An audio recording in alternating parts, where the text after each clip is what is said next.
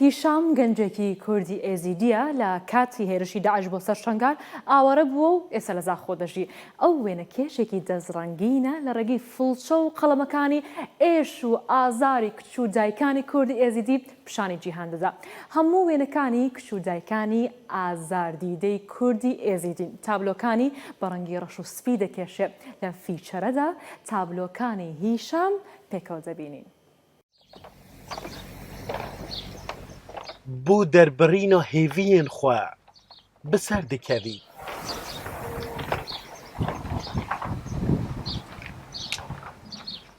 Li avahiyekê jiyan têda gelek bi zehmet e.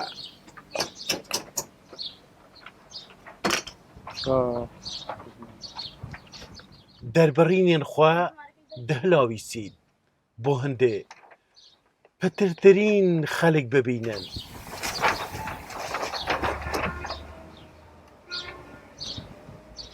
Car bi car jî bi vê jiyana sade û rengên sade hemû boî pitir asankariyê dikin bişêt, derbirînên xwe wê nebikir.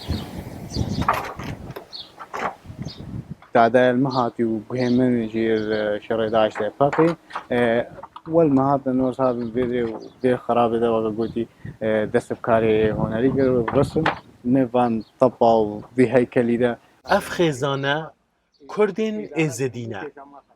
Piştî hêrişa çekdarên Daeş li ser wan ji sala 2014 were aware bûyne û di nava heykelekê da li Zaxo akincî bûne. وقتی هم هاتینا ویدری شغله که من نبود گوشوی مرا بینه بابو مشگرتانی ضمن وی برانگازی آخو اب نشراندن غلق علامات فنامت کر کوره تبان تصویرا بانشرا بانشام کو خدی اب شغلی ویا افجی وکا پافکرک بوم چکر سرکا مهد زار وارینه کاریگریya berhemên wî li ser endamên xêzana wan jî kiriye.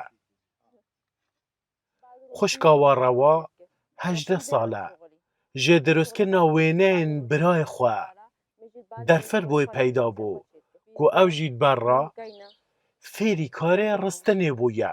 ام ده خوشکو براینه وقتی هیشم رسم چت کنت هاد رای مد کرد جاکم نت قنجن بهینا البرشغله هیشم بالرسم دویره وقا وقتی زوالا وقتی رسم خود چکن جانا اسمون بارونش میجی شغل خود که باید کم شغلین وگره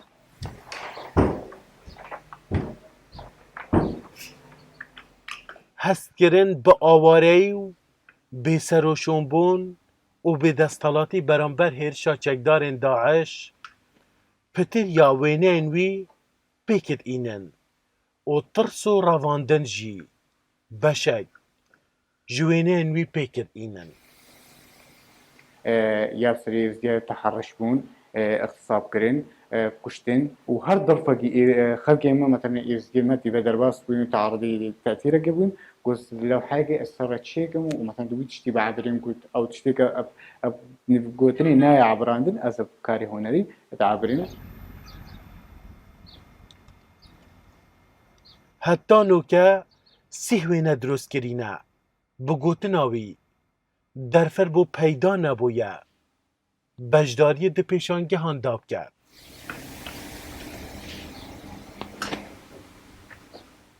Verêja 3 salên ked û viyan û xebata xwe ya şêwekarî di navçar dîwarên vê kerevanê da hêlan. Her roj cavil elindeka niye bo hindê derd û derbirînên xwe li pêşangeheka şêwekarî nîşan bide. Yusuf Musa Rodaw, Zaxo.